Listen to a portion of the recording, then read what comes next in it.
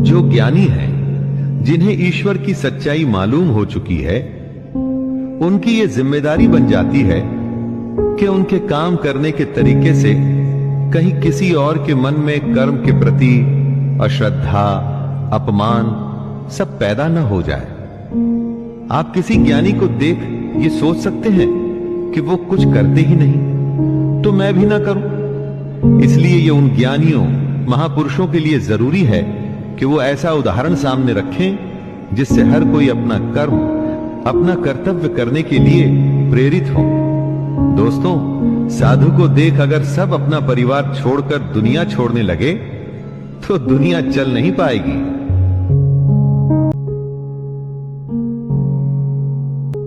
इंसान की एक प्रकृति होती है, एक नेचर होता है। अपनी उस प्रकृति के अनुसार ही वो कर्म करता है। हर कर्म उस प्रकृति के गुण के हिसाब से ही होता है। जिसके अंदर घमंड भरा होता है वो ये सोचता है कि मैं करता हूं, मतलब कि करने वाला वो है। ऐसा सोचने वाले को अज्ञानी कहा गया है। आप जो भी काम करते हैं उस काम को करवाने वाली आपकी प्रकृति है, उस प्रकृति के गुण हैं। कितनी ही बार ऐसा होता होगा कि गुस्से में आप कुछ ऐसा कर जाते हैं जो आप नहीं करना चाहते थे।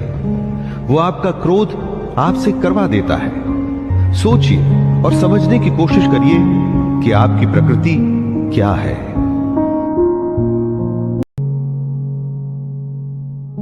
यहां पर कृष्ण ने बहुत ही ज्यादा गहरी बात कही है।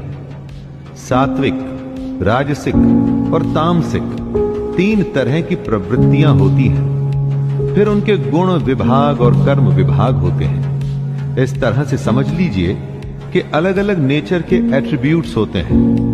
इन्हीं गुणों की वजह से आप कर्म करते हैं। जैसे अगर तामसिक गुण रहेगा तो आप आलस या नींद या इसी तरह के बुरे कर्म करेंगे। राजसी गुण वाला बात बात पर शौर्य, बहादुरी दिखाने की कोशिश करेगा। जो ज्ञानी होते हैं वो जानते हैं कि यही गुण उनसे कर्म करवा रहे हैं। और जो ज्ञानी नहीं होते, हम जैसे ज्यादातर लोग, वो समझते हैं सब कुछ वो ही कर रहे हैं।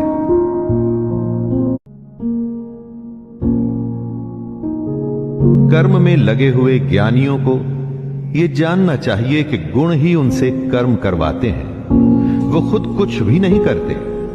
और जब ज्ञानी इस बात को समझ लें तो ये उनकी जिम्मेदारी होती है कि वो अज्ञानियों को समझाए कि कर्म ही उनका धर्म है। ज्ञानी अर्थात कि पहुंचे हुए लोग, ये लोग जान जाते हैं कि उनके अंदर के गुण आते जाते रहते हैं, बदलते रहते हैं, और इन्हीं गुणों के अनुसार उनके कर्म भी बदलते रहते हैं। इसीलिए वो इन कर्मों को करने वाला खुद को कभी नहीं मानते, बस काम करते हैं और बाकी सब कुछ ईश्वर को सौंप देते हैं। दोस्तों, हमें भी बस कर्म करके बाकी सब कुछ उस पर छोड़ देना चाहिए।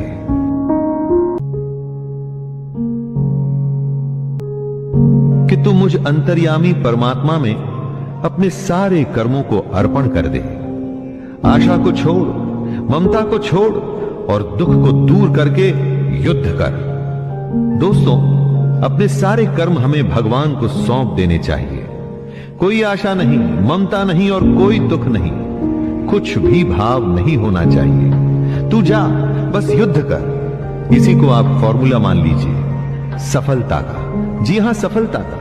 कुछ भी करने का, आगे बढ़ने का, आशा, ममता, दुख सब कुछ भूल के बस काम में लग जाइए और उन्नति करते जाइए।